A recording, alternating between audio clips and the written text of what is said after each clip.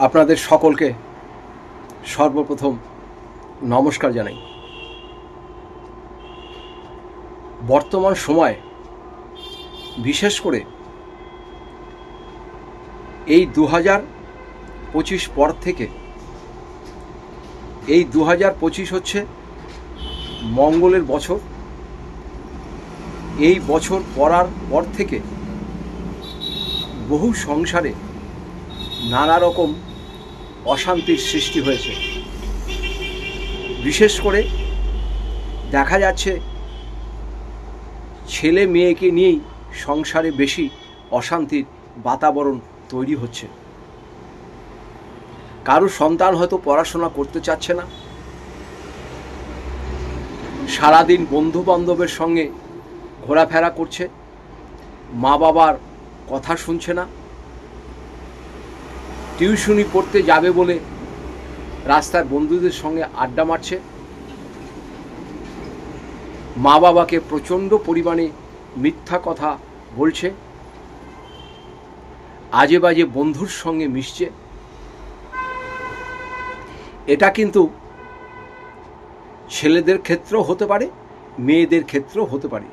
বিশেষ করে যারা পড়াশোনা করছে তাদের মধ্যে এই জিনিসটা বেশি দেখা যেতে পারে। এটা নিয়ে মা বাবারা বিরাট অশান্তির মধ্যে আছে। এটা নিয়ে মা বাবারা খুবই দুশ্চিন্তার মধ্যে দিন কাটাচ্ছে।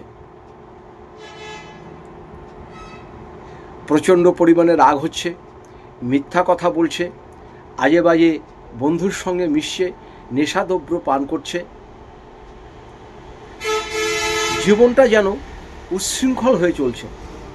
মা বাবা শুধু একটা জিনিসই ভাবছে, এত কষ্ট করে ছেলে মেয়েকে পড়াশোনা শেখাচ্ছি, হঠাৎ করে কেউ পড়াশোনা ছেড়ে দিচ্ছে, বলছে আমি কাজ করব, আমি আর পড়াশোনা করব না।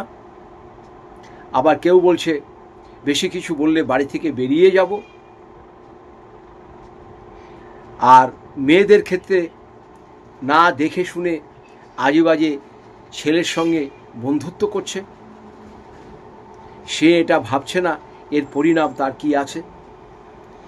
এর জন্য এইসব বিষয় নিয়ে মা বাবারা এত দুশ্চিন্তার মধ্যে আছে যেটা আর কিছু বলার নেই।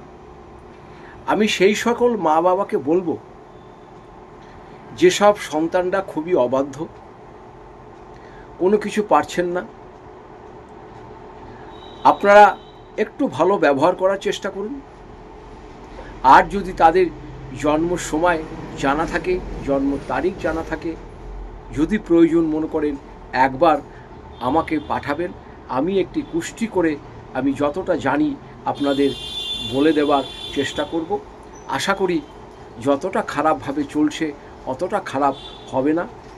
কিন্তু আগেই একটা কথা বলছি, আমি কিন্তু ভগবান নই, আমি কিন্তু কোনো দেবতা নই, আমি কোনো মহাপুরুষ নেই।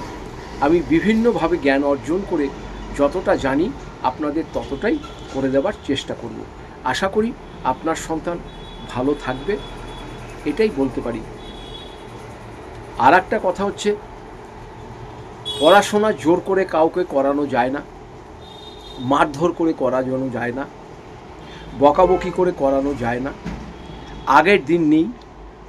সন্তানরা বেয়ারা হতে আরম্ভ হয়েছে একমাত্র দেখবেন যবে থেকে বাজারে মোবাইল এসছে, ঘরে ঘরে অল্প বয়সের ছেলে মেয়েদের হাতে মোবাইল চলে গেছে।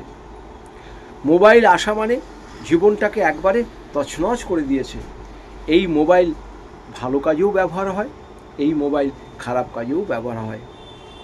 সেক্ষেত্রে বলবো, যারা ভালো কাজে ব্যবহার করেন তারা তো ভালো বুঝতেই পারেন, আর যারা খারাপ কাজে ব্যবহার করছেন দিন দিন কিন্তু তারা রসাতলে যাচ্ছেন।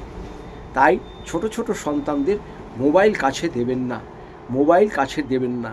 এমন অনেক মা বাবা আছে, ছোট বাচ্চা দেখা গেল 1 বছর, 1.5 বছর, 2 বছর কান্নাকাটি করছে, কাজ করতে পারছে না, মায়ের পিছে পিছে ঘুরছে, চিৎকার করছে।